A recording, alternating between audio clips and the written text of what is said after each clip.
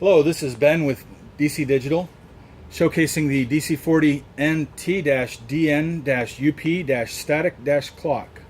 This is a computer-controlled clock that is also a timer up and a timer down, as well as a static display where you can show a time value with a colon or a decimal value with a decimal in the middle. I'll go ahead and demonstrate how that is done. This is all controlled from a network controlled from your network. When you first purchase the unit, you'll plug it in. It'll come up 12 o'clock, noon, or midnight, sorry. You then need to connect it to your network by a standard Ethernet connection. It is DHCP enabled, so it will automatically obtain an IP address from your router, at which point you'll be able to find that IP address using a IP utility, and then you can configure it to your network from there, and I'll demonstrate here. The network utility is available on our website at dcdigital.com and the auto update page, and it's right here, this IP setup utility.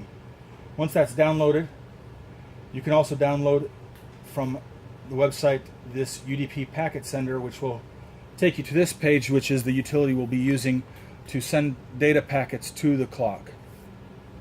Those data packets can come from your own written software or from this utility or similar utilities. Once you've installed the IP setup utility and opened it, you'll see devices listed there that are on your network that are available. Ours is the last one here, and so this is the IP address I'll be sending packets to update this clock. Now that I've got the IP setup utility open, the packet sender open, I've typed in the IP address here. I want to put in the port 23 here. And then I want to put in the protocol that needs to send out to the clock to make it whatever you want to make it.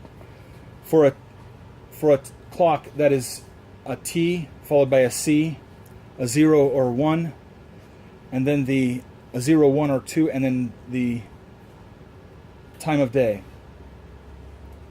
Right now, being as it's the afternoon, it's about 4 o'clock here. I will put in T, C, 0, 0, 4, 0, 0. I'll go ahead and send that to the clock, and you'll see it update there automatically as soon as I send it. This is clock mode, and after you've sent the clock a synchronization signal, it will now keep time freely on its own from there. To put it into timer mode, I can either start it with a start value by putting T followed by a U, 0400. That starts at 4 minutes. It'll start with the decimal point in the upper left hand corner, indicating that it's going to count up from this value. And I can start this value by changing the 0 in the packet that I'm sending to a 1. And it'll now increment up from that value as time elapses. This is also a down timer. So by changing the U to a D and changing the 1 to a 0, I can now set it in countdown mode. And that's indicated by the lower right hand corner, a dot in the lower right hand corner. I can now start this by changing the 0 to a 1, and it'll count down from 4 minutes as time elapses. This is also a static display, so you can put up any number you like and have it stay there permanently without changing. You do that by changing the D to an S. And I have the option of having a colon, no colon, or a decimal point. I'll demonstrate with a decimal point. So I put a 2 there, and I'm going to change this to a 9, And what's unique about the static display is I can blank out one of the digits. You do that by inserting a semicolon. So here I have a price of $9. Going once, going twice. This has been the DC40T-DN-UP-static-clock. Thank you.